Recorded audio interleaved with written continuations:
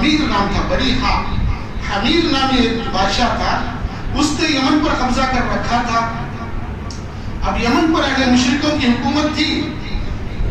تو یہاں کیا ہوا تھا، سورہ بروج کے آخری حصے میں اس لڑکے کے مرنے کے بعد جو کہ لوگ عیسائی بن چکے تھے، بستی والے، گاؤں والے، تمام کو اس نے ایک جگہ جمع کر کے اطراف و اطراف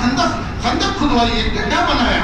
اس میں لکڑیاں ڈال کر کے آگ لگائی اور سب کو اس میں ڈھکیل دیا۔ تمام کے تمام بستی والے اس گڈھے میں گر کر مر گئے، جل کر مر گئے، مگر اس میں سے 2 لوگ بھاگ کر نکلے، بچ کر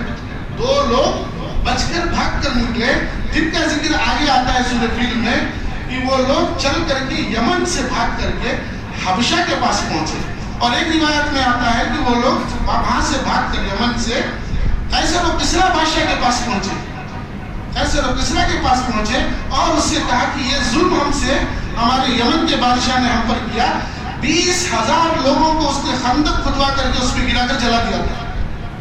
روایت کی کتابوں میں، تفسیر کی کتابوں میں یہ موجود ہے، پڑھ سکتے ہیں، آپ دیکھ سکتے ہیں۔ 20,000 لوگوں میں سے صرف 2 لوگ بچے تھے جو قیصر و کسریٰ کے پاس جا کر کے شکایت کیے، تو اس نے کیا کیا،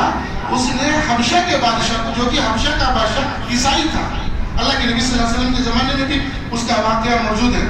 تو عیسائی تھا، اس نے عیسائی حبشہ کے بادشاہ کو خط لکھا، کہا آپ یمن سے قریب ہو، آپ کے پاس طاقت اور قوت بھی ہے، کیوں نہیں آپ اس یمن کے بادشاہ کو سبق سکھاتے، جو 20,000 لوگوں کو، عیسائیوں کو مار دیا، میں بھی عیسائی ہوں،